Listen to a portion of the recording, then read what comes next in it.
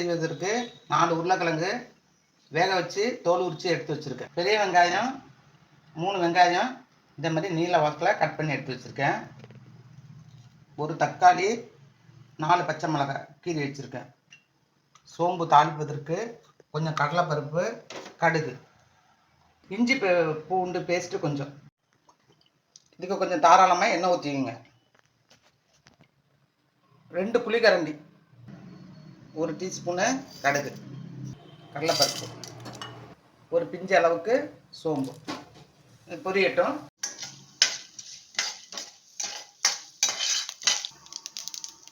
இப்போ கடுகு பொரிஞ்சிட்டு இப்போ வெங்காயத்தை போட்டுக்கலாம்.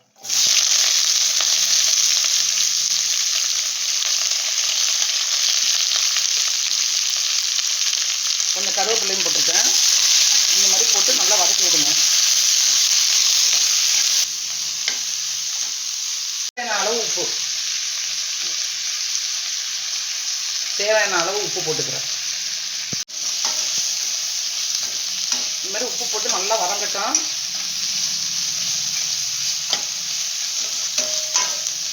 பச்சை மிளகாய் போட்டுக்கலாம்.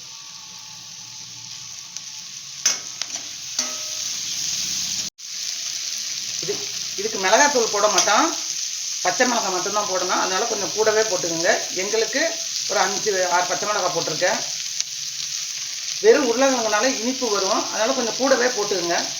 கொஞ்சம் இஞ்சி பூண்டு பேஸ்ட்டு இந்த மாதிரி தட்டி வச்சுருக்கேன். ஒரு தக்காளி.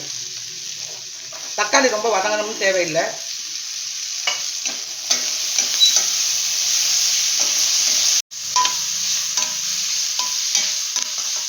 கொஞ்சம் மஞ்சள் தூள் போட்டுக்கிறேன். இது கொஞ்சம் கலர், நல்ல கலர் வரும் பாருங்கள்.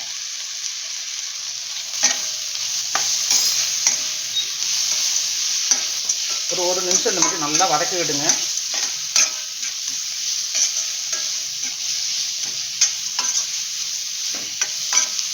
பாருங்கள், நல்லா கண்ணாடி பதத்துக்கு வதங்கிட்டு,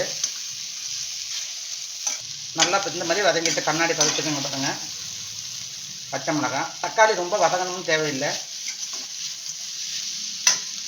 இப்போ உருளைக்கிழங்க தண்ணி விட்டு கொஞ்சம் பிசைஞ்சு உள்ளே போட்டுக்கலாம். இந்த மாதிரி உருளைக்கிழங்கு நல்லா பிசைஞ்சிக்கலாம். நல்லா கொஞ்சம் நைஸாகவே பசஞ்சுங்க. இப்போ போடுறேன்.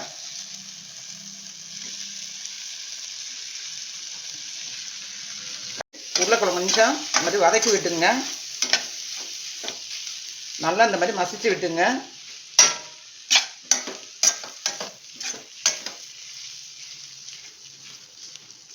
இப்போ தண்ணி ஊற்றிக்கலாம். 2 டம்ளர் தண்ணி.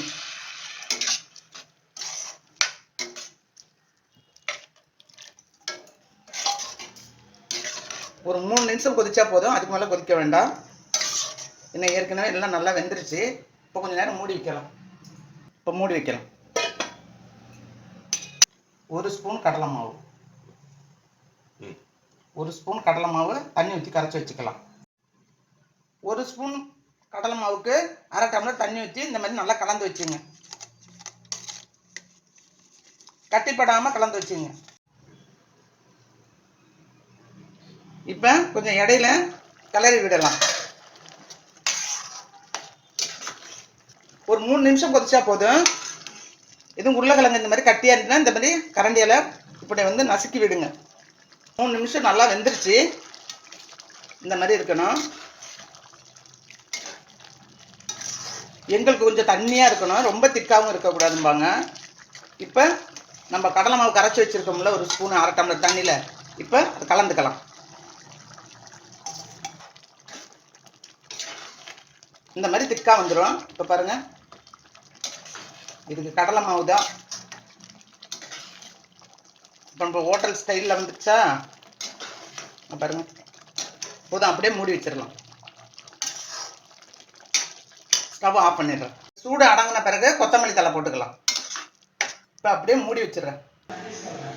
இந்த மாதிரி கொத்தமல்லி